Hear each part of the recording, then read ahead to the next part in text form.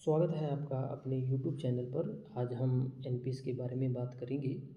NPS के बारे में वो सभी जानकारी साझी करेंगे जो एक एम्प्लॉइज़ को पता होनी चाहिए कि एनपीएस क्या है और यह किस प्रकार हमारे लिए ज़रूरी है। आइए समझते हैं एनपीएस के बारे में।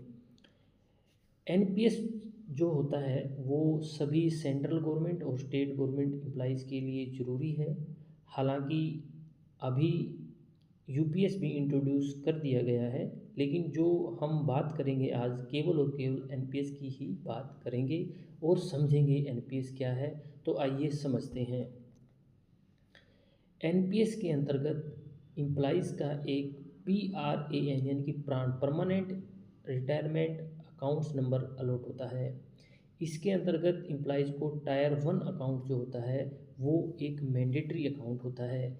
इस टायर वन अकाउंट्स में एम्प्लॉइज़ की बेसिक पे और डीएनएस अलाउंस का 10% मंथली डिडक्ट होकर उसमें जमा होता है। और जो गवर्नमेंट होती है, गवर्नमेंट का बेसिक पे और डीएनएस अलाउंस का 14% भी उसी अकाउंट्स में जमा होता है। अगर हम बात करें टोटल कंट्रीब्यूशन जो है 24% हर महीने एम्प्लॉइज़ के टायर वन अकाउंट्स के अंतर्गत जमा होता है। अगर इसको एक एग्जांपल से हम समझने की कोशिश करते हैं तो देखिएगा कि अगर किसी कर्मचारी की बेसिक सैलरी और डीएनएस अलाउंस 50,000 है तो एम्प्लॉई का कंट्रीब्यूशन 5,000 होगा और जो गवर्नमेंट का कंट्रीब्यूशन होगा वो 7,000 होगा। टोटल 24% कंट्रीब्यूशंस यानी कि 7,000 प्लस 5,000 इक्वल टू 12,000 जो है मंथली उनके एनपीएस के टायर वन अकाउंट में जमा होता है। और जो टायर टू अकाउंट्स होता है वो ऑप्शनल होता है। अगर कर्मचारी चाहे तो इसे एक्टिव करवा सकता है, वो उसकी इच्छा पर निर्भर करता है। अब हम बात करते हैं कि जो टायर वन अकाउंट्स होता है इसके अंतर्गत भी एम्प्लॉइज़ के पास फर्दर दो ऑप्शंस होते हैं। फर्स्ट ऑप्शन है एक्टिव चॉइस। एक्टिव चॉइस के अंतर्गत एम्प्लॉइज़ खुद तय करता है कि उसका कितना परसेंट पैसा जो है कहाँ किस असेट्स के अंतर्गत इन्वेस्ट होगा। इसके अंतर्गत भी कुछ लिमिटेशंस हैं, जैसे इक्विटी के अंतर्गत आप अप टू 75% ही इन्वेस्ट कर सकते हैं। कॉरपोरेट बॉन्ड्स और गवर्नमेंट सिक्योरिटीज़ में आप 100% जो है अपना पैसा इन्वेस्ट कर सकते हैं। इसके साथ साथ अल्टरनेटिव इन्वेस्टमेंट फंड के अंदर भी आप मैक्सिमम जो है अप टू 5% पैसा ही इन्वेस्ट कर सकते हैं। इस एक्टिव चॉइस के अंतर्गत एम्प्लॉइज़ खुद सेलेक्ट करता है कि उसका पैसा किस असेट्स के अंतर्गत कितने परसेंट इन्वेस्ट होगा। इसके बाद जो नेक्स्ट ऑप्शन आता है वो आता है ऑटो चॉइस। ऑटो चॉइस के अंदर क्या क्या होता है कि एम्प्लॉइज़ को उसकी एज के हिसाब से ही अमाउंट जो है इन्वेस्ट होती है। एम्प्लॉइज़ को केवल conservative life cycle fund, moderate और अग्रेसिव इन तीनों ऑप्शंस में से ही एक ऑप्शंस को सेलेक्ट करना होता है।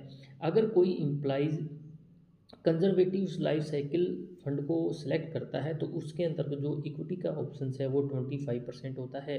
मॉडरेट में ये बढ़कर 50% हो जाता है और अग्रेसिव में और ज़्यादा बढ़कर 75% जो है उसका इक्विटी के अंदर पैसा इन्वेस्ट हो जाता है।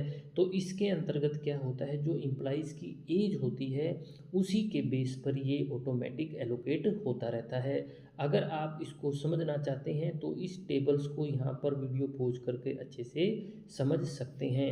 आइए अब हम आगे चलते हैं। आगे अब हम बात करते हैं क्या एनपीएस के अंदर विड्रॉल पॉसिबल है। जी हाँ, एनपीएस के अंतर्गत आप मैक्सिमम 3 टाइम्स जो है विड्रॉल करवा सकते हैं। और जो विड्रॉवल है उसकी भी कंडीशन दी हुई है कि जो आपका अकाउंट ओपन है उसके आफ्टर 3 ईयर यानी कि मिनिमम 3 ईयर्स जो है आपको कंप्लीट होने के बाद ही आप पार्शियल विड्रॉवल के लिए अप्लाई कर सकते हैं। और जो विड्रॉवल होगा, यहाँ एक बात ज़रूरी है ध्यान देनी होगी कि विड्रॉवल के अंतर्गत जो एम्प्लॉइज़ है केवल और केवल अपने कंट्रीब्यूशन का 25% ही वन टाइम विड्रा कर सकता है। और जो विड्रा करेगा उसके लिए भी कुछ कंडीशन हमें दी गई हैं कि किन किन कंडीशन के अंदर हमें परमिट किया गया है। वो कंडीशन क्या हैं, जैसे कोई क्रिटिकल इलनेस है, कोई डिसेबिलिटीज़ है, एजुकेशन या मैरिज ऑफ चिल्ड्रन है, कंस्ट्रक्शन ऑफ और या फिर रेजिडेंशियल एक्वायर के लिए है। तो इन कंडीशंस के अंतर्गत एम्प्लॉय जो है पार्शियल विड्रावल कर सकता है। इसके बाद हम बात करते हैं रिटायरमेंट पर। अगर कोई व्यक्ति अपनी पर्टिकुलर एज के बाद रिटायर होता है तो उसके अंतर्गत यदि उस एम्प्लॉइज़ का टायर वन के अंदर टोटल कॉर्पस जो है 5 लाख रुपीज़ या उससे कम है तो उसको सारी की सारी अमाउंट जो है लमसम डिसबर्स हो जाती है। अगर उसका कॉर्पस जो है 5 लाख रुपीज़ से ज़्यादा है तो इस केस में 60% अमाउंट जो है उसको रिटायरमेंट पर लमसम डिसबर्स कर दी जाती है और जो 40% होती है उस अमाउंट का एम्प्लॉइज़ को एनुटी परचेज करनी होती है और उस एनुटी से ही उसको मंथली पेंशन जो है डिसबर्स की जाती है। अगर किसी कर्मचारी की अनफॉर्चुनेट डेथ हो जाती है तो उस केस में क्या होता है, तो उस केस में भी यदि एम्प्लॉइज़ का टोटल कॉर्पस 5 लाख रुपीज़ या इससे कम है तो उस केस में 100% अमाउंट जो है उसके नॉमिनीज को दे दी जाती है। अगर कॉर्पस की अमाउंट 5 लाख रुपीज़ से ज़्यादा है तो उस केस के अंतर्गत 20% अमाउंट जो होती है उसके नॉमिनी या लीगल हित को पे कर दी जाती है। जो 80% अमाउंट होती है उससे सेम वही प्रोसेस एनुटी परचेज करके उनको मंथली पेंशन्स दी जाती है। अगर किसी कर्मचारी के डेथ के पश्चात उसका कोई स्पाउस मदर या फादर अलाइव नहीं है तो इस केस में भी जो 80% अमाउंट है वो भी उनके लीगल हीयर को दे दी लौटा दी जाती है। अगर हम बात करते हैं प्री मेच्योर एग्जिट या वॉलंटरी रिटायरमेंट के केस में, अगर कोई व्यक्ति अपनी गवर्नमेंट सर्विस से प्री मेच्योर एग्जिट यानी कि रेजिग्नेशन दे देता है या वॉलंटरी रिटायर ले लेता है। अगर हम रेजिग्नेशन या वॉलंटरी रिटायरमेंट की बात करते हैं तो इस केस में भी उसका एनपीएस अकाउंट जो है वो क्लोज हो जाता है। एनपीएस अकाउंट क्लोज करने के लिए उसको अपने जो डीडीओ है उसके माध्यम से एप्लीकेशन सबमिट करनी होती है और वो अपना अकाउंट क्लोज कर सकता है। इसके अंतर्गत भी क्या है कि अगर कॉर्पस की अमाउंट 2,50,000 या इससे कम है तो सारी अमाउंट उसे लमसम पे कर दी जाती है।